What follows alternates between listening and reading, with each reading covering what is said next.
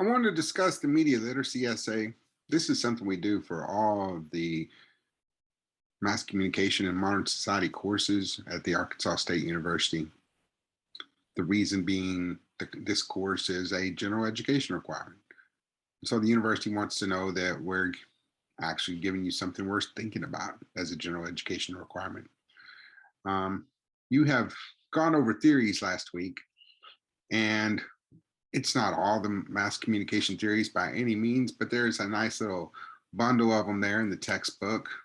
There's other ones that we discuss during, depending on what track you take, if you decide to come into communication or into multimedia journalism or into creative media production.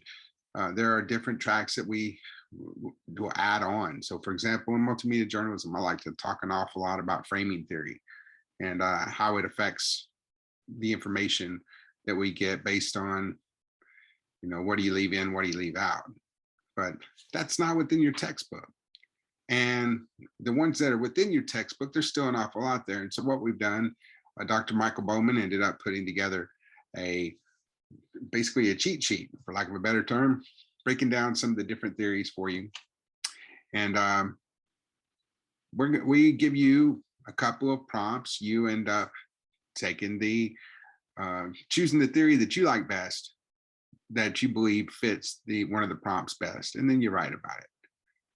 Now, I have a video from a few years ago that actually during the middle of COVID, wherever I was trying to explain this, and I thought maybe I will let you watch this video real quick, and then it would probably make a lot more sense what I'm talking about. So let me take you through this. Let's look at this essay. This is an example from 2016 of what we've done before. And considering these two prompts, and considering the theoretical approaches that we talked about in chapter 2, we're looking for you to make an argument for why your preferred theory fits the prompt. So in this case, we had two. We said over the last year, Black Lives Matter captivated the nation. Movements even expected to affect the presidential campaign, where they turn up the news and turn away. The national audience reacts to the movement. That was prompt one. Prompt two said, Marshall McLuhan said the medium is the message. So it's like, okay, those are my two prompts. What do I do with those?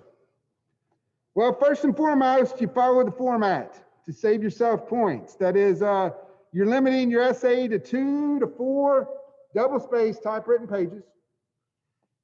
Easiest thing to do with that is a 5-point essay. You may remember this from English back in high school. 5-point essay. Here, give me the overview of what your essay is going to be about with the thesis statement and the central idea. Then give me point 1, point 2, point 3, and then wrap it all up. That's the easiest way to do this, okay? But it's going to be typewritten. It's going to be in Times New Roman, 12-point, using Microsoft Word, and submitting our essay to Blackboard Learn. It's worth 100 points of your final grade. And your essay is going to be evaluated using the comprehension of mass comm theory. Do you understand it? Can you explain it? Application of mass comm theory. That is, you're making a challenging and meaningful connection between the prompt and with the theory, the content, theories, query statements, develop with significant engagement and interesting details, your organization, that is your argument's logical, and then style mechanics, so spelling, grammar, punctuation, word choice. We use APA style, not the Associated Press, for those of y'all taking writing courses and things. But APA, the American Psychological Association, and it's that's what they want you to use for this. So whenever you are putting in your references and stuff, it needs to be an APA style. So you use one prompt, one theory. So in this case, we said Black Lives Matter started in 2013 after the Trayvon Martin trial, when the jury acquitted shooter George Zimmerman of killing a black teenager. Did I just know that off the top of my head? No, I did not. I had to go do some research to find that out. So, when did it start? How did I know that? I looked at Altman, 2015. So notice how at APA, I've got endnotes rather than footnotes. Endnotes are going to give me, here's the author, here's the year. Without social media, the movement may not have even started. A woman tweeted, "Black people, I love you, I love ours. Our lives matter." And her friend created the Black Lives Matter hashtag. The movement took off. As the movement gained popularity, media coverage increased at a national level. Then here's my central idea. Awareness of the movement can be attributed to agenda setting. And then my thesis statement tells me, how am I going to prove that? Black Lives Matter gained national attention because the media tells people what to think about, which Hansen tells us. What the media portrays as important becomes important to the public, and the constant media coverage keeps the topic relevant. So here's my thesis statement, points 1, 2, and 3. It leads me directly into paragraph 2. Agenda setting theory suggests media does not tell people what to think, but what to think about. Where did that come from? McCombs and Shaw, 1972. Media does not necessarily try to persuade individuals to believe one way or another about a topic, but does suggest what's important to think about. Of the vast array of topics available, media spent time on Black Lives Matter movement, and people started considering it more and more. While racism and race-related crimes have always occurred in U.S. society, they have not gained as much recent attention until the BLM movement began. As media started covering racism and race crimes more, society now thinks about race, racism, and race-fueled crimes more than it did before the BLM. So that comes from my first sentence, or my first part of the sentence in my thesis statement. Media tells people what to think about. And then I come right in and says, okay, the media doesn't tell people what to think, but what to think about. Second part, what the media portrays as important becomes important to the public.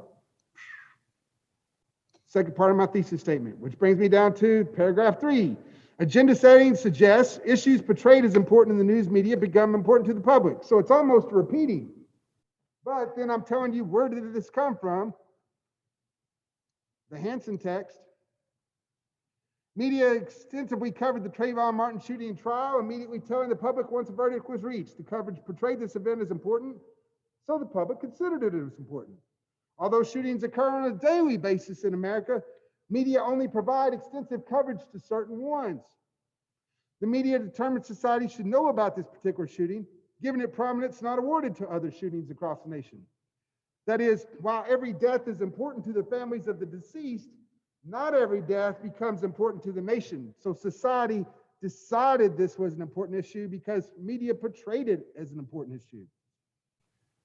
Which goes to point 3, the constant media coverage keeps the topic relevant. Which brings me to paragraph 4. The media continues to cover BLM. Media covered police shootings of blacks and subsequent protests and occasional riots that have occurred. This coverage continues to fuel the movement. Social media provides members of society an outlet to voice their opinion. Musicians created songs in reaction to the movement. There was an article that I found about that. However, media did not focus as much attention on a Harvard study that found police are more likely to use force against black suspects, but are not any more likely to kill black suspects than white suspects. More research. You can't make a statement without telling me where you got the information. If you're going to make a claim, you better have it backed up, okay? Without media coverage, the movement would not have gained as much attention as it did and still does today. Media continues to portray the movement as important, and therefore people continue to think about it. And then wrapping it up. Agenda setting by the media increased awareness of the Black Lives Matter movement, and the top rate continues because of media. If media ignored this, society may have moved on to other issues. The national audience reacted to the movement because the media told the public what to think about. The public considered the movement to be important because of extensive media coverage. And the ongoing media coverage keeps the topic relevant. So notice what I did in that final paragraph. It's a reflection of the thesis statement. So basically what you're doing in a 5-point essay is, here's the topic. Here's my central idea. Here's my thesis statement. Let me use my thesis statement to give you paragraphs 3, 2, 3, 4. Then let me wrap it up by repeating what does this matter, and repeating a different way on thesis statement. Same things you did in high school English. Perhaps the same things you ended up doing whenever you ended up writing essays for some of the tests that you have to take. Okay? If you don't understand the 5-point essay, come speak with me. I can explain it a little better. But notice that we do use APA in there, and then we end up using APA for our references. Altman, Bowie, Hansen, McComb, Spanos. This was all came from a Springs 2016 submission I ended up updating just to give y'all an example. Okay? That was from while we were in COVID, as I was in a gymnasium trying to talk, so I apologize about some of the in and out, but you get the basic idea. You are given a couple of prompts. You choose a theory that you believe best addresses those prompts, and then you write about it. And the best way to fit the format that we're asking for is to use a 5-point essay. Give us the central idea, give us your thesis statement. Make each paragraph match the different points of your thesis statement. So there's not really a wrong answer as long as you are making a good argument with the theory that you have. And as long as you're using APA style with both your endnotes and your references. This is giving you a chance to practice this before we take what we get and we actually submit it to the university.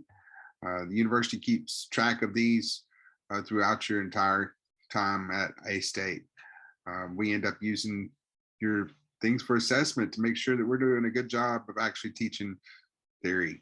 So when we go through this practice, you will have a folder that you will end up uploading it to by the time of 11:59 next Sunday. Then I'll give you some feedback, or both me and the graduate assistant will give you a feedback on this, and that will give you an opportunity to see where perhaps you messed up, so that when we do it for the real deal, so to speak, for the university, you're putting your best foot forward. I will put the theory guide in the folder and the module.